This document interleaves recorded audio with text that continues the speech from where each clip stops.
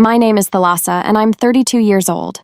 Last Yuletide, I allowed myself the perilous luxury of hope, a vision of our family dinner unfolding like one of the epic narratives I craft for my agency.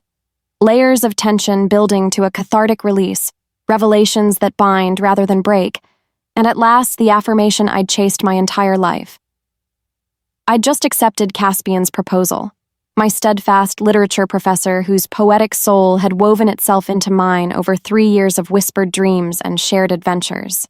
The ring, a moonstone set in twisted silver forged from his grandmother's antique locket, symbolized not just our union, but my quiet triumphs. Simultaneously, I'd ascended to lead narrative architect at the boutique storytelling firm in Portland where I'd clawed my way up for 5 relentless years. I pictured the scene vividly, the reclaimed wood table in our family's salt-weathered cottage in Elohim Bay, Washington, bathed in the flicker of beeswax candles, the Pacific's distant roar underscoring my announcements. Surely this time, my mother, Isolde, would see me, not as the overlooked middle child, but as the woman I'd become. Instead, that night erupted like a storm surge off the coast, shattering facades I'd maintained for decades and exposing the raw, festering undercurrents of our family dynamics. In the chaos that followed, I discovered not ruin but rebirth. It was the most profound upheaval I'd ever endured, and the most necessary. Before I dive into the maelstrom of that evening, I'm genuinely curious. Where are you reading from? Drop your location in the comments below. It could be a bustling city like New York or a remote outpost in the Alaskan wilds. And if tales of hidden resentments, explosive truths, and hard-won empowerment grip you, hit that like button and subscribe for more. Trust me, what my mother unleashed next will leave you breathless, but my counterstrike? It reshaped everything, turning a lifetime of shadows into light. My story begins in the fog-shrouded embrace of Elohim Bay, a forgotten jewel on Washington's rugged Olympic Peninsula, where the sea claws at basalt cliffs and ancient cedars whisper secrets to the wind.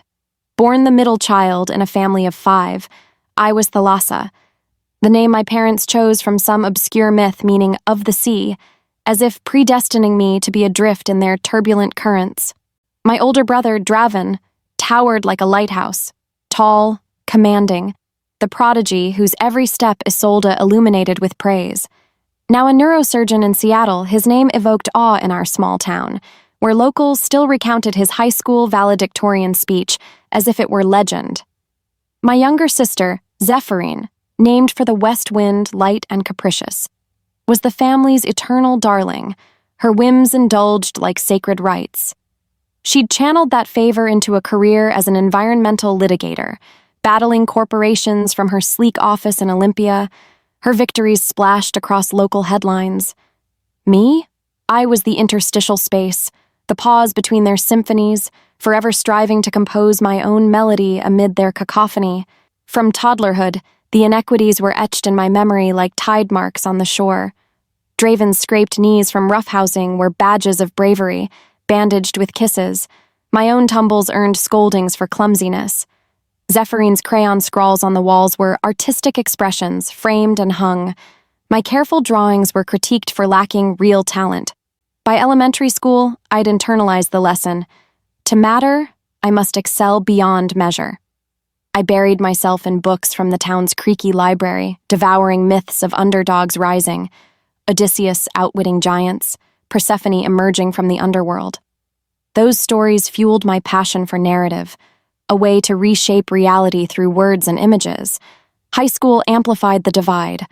While Draven coasted on charisma, partying through weekends and still acing exams, I juggled advanced placement courses with part-time jobs at the harbor's crab shack, the briny scent clinging to my clothes like a second skin. I wasn't driven by poverty. Our family was comfortably middle class, thanks to Oric's steady work as a fisheries consultant, but by a gnawing need to prove my worth. Every paycheck, I squirreled away funds to surprise Isolde. A hand-carved wooden jewelry box for Mother's Day, sourced from a local artisan. A set of rare seashell wind chimes for her birthday, each shell polished by my own hands over weeks. Yet, at family dinners, her eyes would light up for Draven's generic bouquet from the gas station, or Zephyrines' last-minute card. scribbled in haste. "Oh, how thoughtful," she'd coo, hugging them tightly while my gifts sat unopened, gathering dust on the sideboard. College offered a glimmer of escape. I fled Elowan Bay for Portland State, majoring in narrative design, a fusion of creative writing, digital media, and strategic marketing that felt like destiny. I thrived in classes where we dissected stories' architectures, learning to build worlds that captivated audiences. But when I called home to share my choice, Isolde's voice turned icy over the phone. "Narrative what? Thalassa, that's not a real degree. It's frivolous. Why not follow Draven into medicine? He's saving lives every day. Or Zephyrin into law, fighting for the planet. Something with substance." Her words landed like anchors, dragging me under. I hung up, tears blurring my dorm room, but resolved to prove her wrong. I graduated magna cum laude, my thesis on interactive storytelling earning departmental honors. Landing an entry-level position at Echo Narratives, a boutique agency specializing in brand stories, felt like victory. I poured myself into it. Late nights scripting campaigns, weekends refining visuals, each success a brick in my fortress against doubt.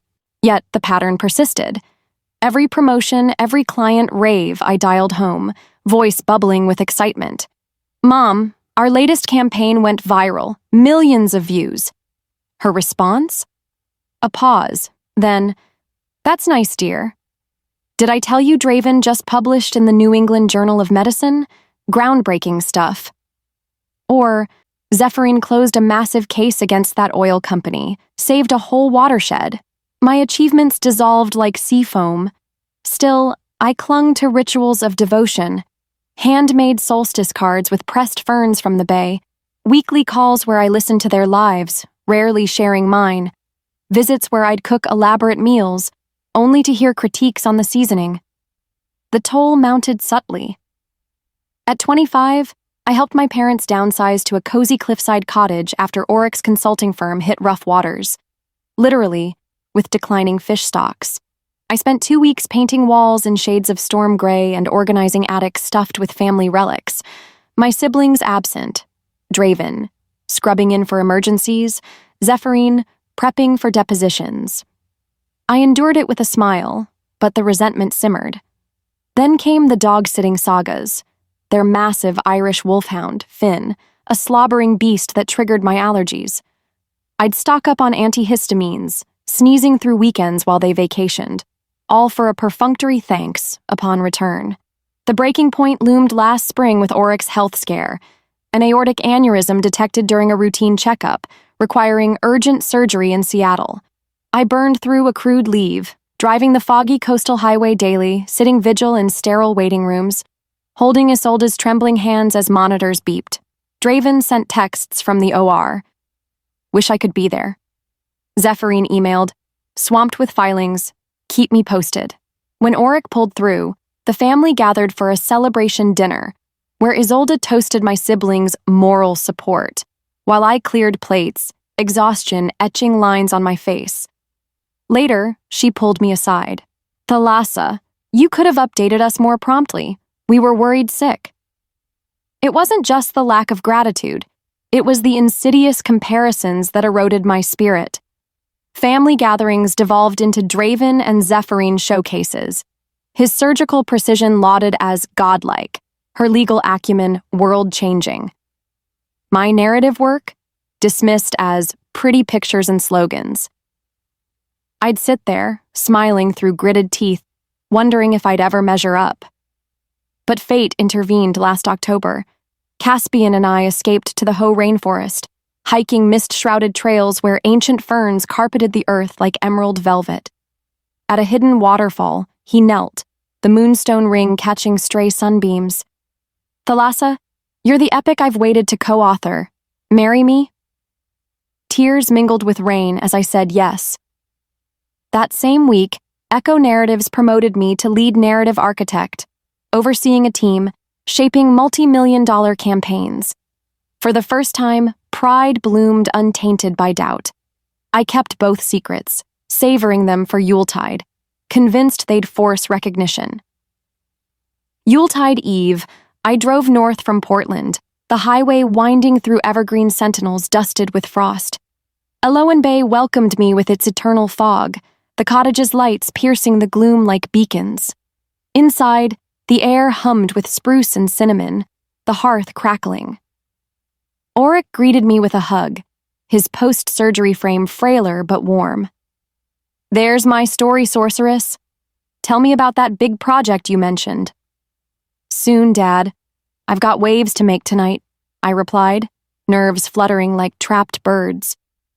Isolde swept in from the kitchen, apron dusted with flour, wearing the sea glass shawl I'd woven years ago. Her eyes raked over me. "Thalassa, that amethyst sweater dulls your complexion. Zephyrine radiates in crimson. Perhaps borrow her palette next time." I forced a laugh, unloading gifts. A bespoke leather journal for Draven, etched with brainwave motifs. A sustainable bamboo briefcase for Zephyrine. A custom family tapestry for my parents woven with threads from our old home's curtains, interlaced with digitized photos and embroidered stories from our past. The exchange played out as scripted. Draven's high-end gift cards deemed extravagant. Zephyrine's artisanal wine subscription inspired. My tapestry? Isolde flipped through it absently. "Quaint effort, dear. Oh, Draven, show them that award plaque from the hospital." As extended family arrived, Aunt Alohan with her herbal teas, Uncle Thorne regaling with fishing tales, cousins Briar and Quillen debating politics, Grandma Vesper presiding like a wise oracle, the house swelled with laughter. I gravitated to the kitchen, chopping onions for the stuffing, while Isolde exempted Zephyrine. "She's exhausted from that river rights case. Let her rest." The comment stung, but I swallowed it, focusing on the ring's weight in my pocket. Dinner convened at 3, the long table laden with roasted salmon from local waters, cranberry compote, and heirloom china gleaming under chandelier light. Conversations flowed like the bay's tides. Draven's clinic expansion to include pro bono work for coastal communities, Zephyrine's victory against a logging giant, preserving old-growth forests, Briar's engagement plans for a beachside ceremony. I interjected where I could, complimenting Uncle Thorne's new boat, laughing at Quillen's jokes, all while timing my reveal. Grandma Vesper, her silver hair braided with dried lavender, turned to me mid-meal. "Thalassa, dear, still conjuring tales at that agency? Any enchantments lately?" My opening. "Actually, Grandma, I do. I've been..." Isolde interjected smoothly. "Thalassa dabbles in digital fancies. I've urged her towards something tangible, like midwifery or conservation law, real contributions." Heat rose in my cheeks. Narrative design isn't dabbling, Mom. It's strategy, creativity, impact. And I've been promoted to lead architect, heading my own team now. Murmurs of congratulations rippled, but before they swelled, I plunged ahead, pulling the velvet box from my coat. And that's not all. Caspian proposed in October in the Ho rainforest. We're engaged. The moonstone sparkled as I opened it, catching gasps. Auric's face lit with joy. "My girl, that's wonderful." Vesper reached across. "Blessings, child. He sounds a fine match." Isolde's expression remained etched in stone. "October? And you're telling us now?"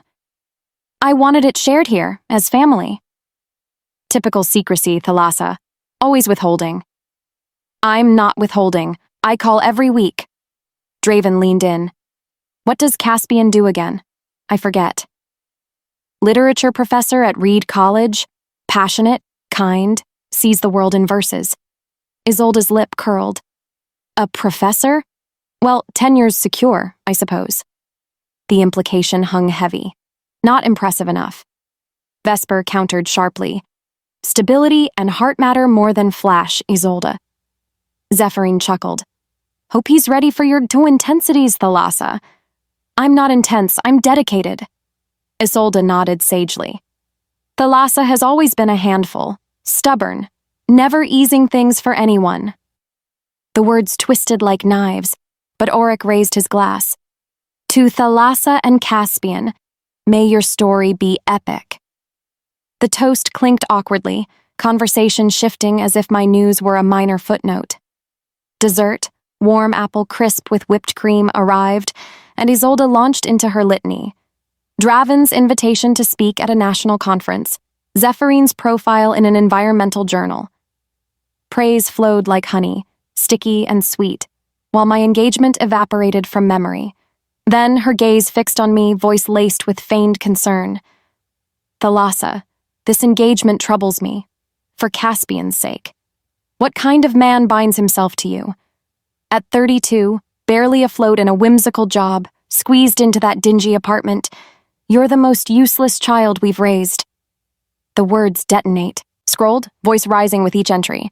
July 15th, 2023, $1,900 to Isolde Voss, memo boat payment. August 10th, another $1,900. September 5th, $4,500 to Auric Voss, medical expenses. October 20th, $1,900. November 12th, $3,000 to Zephyrine Voss, exam fees. December 8th, $900. And on it goes, month after month, crisis after crisis. The table was a tableau of stunned faces. Uncle Thorne leaned forward, brow furrowed. Thalassa, is this true? Aunt Alawen murmured to Vesper, who nodded slowly, pieces clicking into place like puzzle fragments washed ashore. Isolde stammered, "It was temporary, while we stabilized. You offered." Offered? You called me in tears about repossession threats, about Dad's health bills piling up, about Zephyrine dream opportunity slipping away. I helped because that's what family does, or so I thought. But apparently, family also means taking my money while labeling me useless, driving around in a boat I financed while mocking my whimsical career that pays for it all. Draven's face paled, his surgeon's hands trembling slightly. Thalassa, I had no idea it was you who cleared my loans. Mom said she and Dad handled it. Of course you didn't know, I said, turning to him with a mix of sorrow and steel. Isolde made me swear secrecy, said it would embarrass you, that as the stable one, it was my duty. Funny how I flip from useless to indispensable when bills arrive. Zephyrine shifted uncomfortably. No one twisted your arm.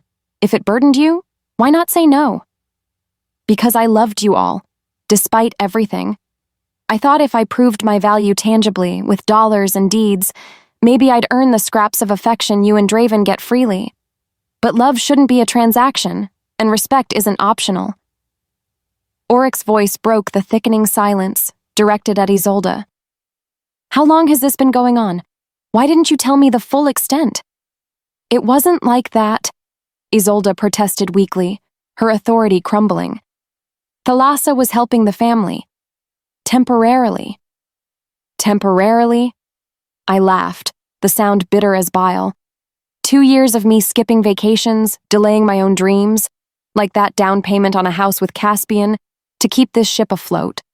All while living in my dingy apartment, working overtime at my frivolous job to make ends meet. And for what? To sit here and be called useless on the night I share my engagement? Vesper's voice, usually soft as sea glass, thundered, Isolde, you've poisoned this well for too long. Thalassa has been the unsung hero, sacrificing her security while you parade Draven and Zephyrine like trophies. It's not just ungrateful, it's wicked. Aunt Elowen nodded vigorously. I've seen the signs, the way Thalassa fades at these gatherings. But this? It's heartbreaking. The room fractured into murmurs, cousins whispering, Uncle Thorne demanding details. I felt a strange detachment, as if watching from the cliffs above, empowered, finally vocal. You want to know what Caspian sees in me? A woman who's balanced 2 jobs to support her family's illusions of success, a storyteller who crafts narratives that move millions, while her own story's been edited to invisibility. He sees strength where you see weakness, value where you see void. Isolde opened her mouth, but no defense emerged. Auric's gaze bored into her. We need to talk. Now. I gathered my coat, the tapestry I'd gifted still on the table like a discarded relic. Congratulations, family, you're about to discover just how useless I truly am. The Thalassa Fund is closed, permanently. No more wires, no more bailouts. Sink or swim on your own merits. Stepping into the fog-laced night, the door clicking shut behind me, I inhaled deeply, the salt air tasting of freedom. My phone buzzed immediately, but I silenced it, driving south with tears streaming, not of grief, but release. The aftermath unfolded like a multi-act drama, each scene revealing layers I'd never anticipated. That night, as I navigated the twisting coastal road, my mind replayed the confrontation in loops, dissecting every word, every expression. Had I been too harsh? Too revealing? By the time I reached our Portland loft, Caspian was waiting. He'd cut his Salem family visit short after my frantic call from the driveway. He found me collapsed on the couch, still in my Yuletide dress, the moonstone ring glinting mockingly. "You were a force, Thalassa," he murmured, wrapping me in his arms. "No apologies needed. They've taken enough." Sleep evaded me, fragmented by notifications, missed calls from Auric, texts from Draven, voicemails from Isolde. I let them accumulate, granting myself the novel gift of space. The next morning, over coffee laced with whiskey, I listened. Auric's voice cracked with remorse. "Thalassa, honey, I was oblivious to the money. Isolde handled the finances, but the way she's treated you, I should have intervened years ago. I'm so sorry." "It's not just the finances, Dad," I replied when I called back. "It's the lifetime of being lesser, the comparisons, the dismissals. I've been your safety net, but never your star." He sighed deeply. "You're right. I've been complicit in my silence. We're talking, really talking, for the first time in years." Draven reached out via video call that afternoon, his usually confident demeanor fractured. "About the loans, I'll transfer the full amount today. But Thalassa? I feel like an idiot. I assumed Mom and Dad covered it. And you're spot on. I've been so wrapped in my world. I never asked about yours. How can I make this right?" "Start by seeing me," I said. "Not as the fixer, but as your sister with her own battles and wins." Zephyrin took longer, 3 days of radio silence before a terse message. "Let's talk." Her call was defensive at first.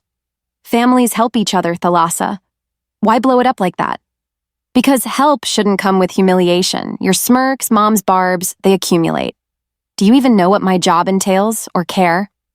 She paused, voice softening. "I guess not. I thought you were fine, always handling things." "That's the problem. You assumed, never asked." Isolde's onslaught was relentless. 6 voicemails the first day, escalating from indignation, "This is absurd. Call me," to desperation. By day 4, a shift. "Thalassa, perhaps I spoke in haste. Let's discuss the arrangements." It wasn't until December 30th that she cracked fully. Her voice trembled. "Thalassa, I was wrong, cruelly so. You're not useless, you've been our lifeline. I'm sorry, please let's mend this." I waited a day, then responded, "Apologies are starts, Mom, but the money stops. All of it. And the criticism? Zero tolerance. I'm building boundaries, for my sake." The new year brought tentative shifts. Without the monthly drains, my bank account swelled. Savings I funneled into therapy sessions, where I unpacked decades of middle child syndrome. Caspian and I planned our future with renewed vigor, house hunting in Cannon Beach, where waves could wash away old pains. At work, unburdened, I spearheaded a groundbreaking campaign for a conservation nonprofit.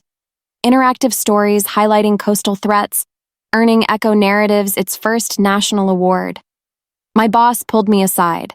"Thalassa, you're on fire. Whatever changed, keep it." Family dynamics evolved unevenly. Auric and Isolde enrolled in financial counseling, selling the boat and adopting frugality. Auric took up woodworking, crafting a moonstone inlaid box as a peace offering. "For your new chapter." Draven repaid promptly, then surprised me with monthly check-ins, discussing his burnout, seeking my advice on work-life harmony. "You've always been the resilient one," he admitted. "Teach me." Zephyrin resisted longest, her pride a fortress. But Vesper's intervention, a blistering family Zoom where our grandmother declared, "Thalassa's been your crutch. Time to walk unaided. Cracked her walls. She sent a check with a note. I was wrong. Let's rebuild, sister to sister. Isolde's transformation was the most arduous. Old habits died hard. A slipped critique during a call. That dress in your photo washes you out, followed by immediate retraction. Sorry, old reflexes. You look lovely. When I confided MBA plans, she paused, then, ambitious. You dominate it, Thalassa. The real test. Our June wedding at a lighthouse inn overlooking the churning Pacific. Foghorns wailed like ancient sirens as Auric walked me down the aisle, tears streaking his cheeks. Vesper sat regal in the front, her blessing a whispered incantation. Isolde attended, elegant in muted blue, her toast measured but sincere. Thalassa, your resilience humbles me. May your union with Caspian be the story you deserve. Draven emceed with humor. Zephyrine organized the eco-friendly favors. Caspian's family, warm, unpretentious, folded me into their fold, their acceptance a balm. As we danced under string lights, waves crashing below, Caspian whispered, "This is our narrative now." No regrets, I replied, meaning every syllable. A year later, life was a tapestry I'd woven myself. A cozy bungalow with ocean views, a thriving career with speaking gigs, and a marriage rooted in mutual respect. Isolde called one evening, voice soft. I boasted about your latest campaign to the neighbors today, and I realized I've never said it properly. I'm proud of you, Thalassa. Truly. The words, long awaited, landed gently, affirming but no longer essential. Thank you, Mom. It means something. In that moment, I understood. The true intrigue wasn't the explosion, but the rebirth. I'd transformed from shadow to spotlight, teaching my family and myself that worth isn't earned, it's inherent. Boundaries aren't walls, they're gateways to deeper connections. If this saga stirs something in you, perhaps your own unspoken burdens, share in the comments. Remember, demanding your due isn't rebellion, it's the plot twist that saves the story.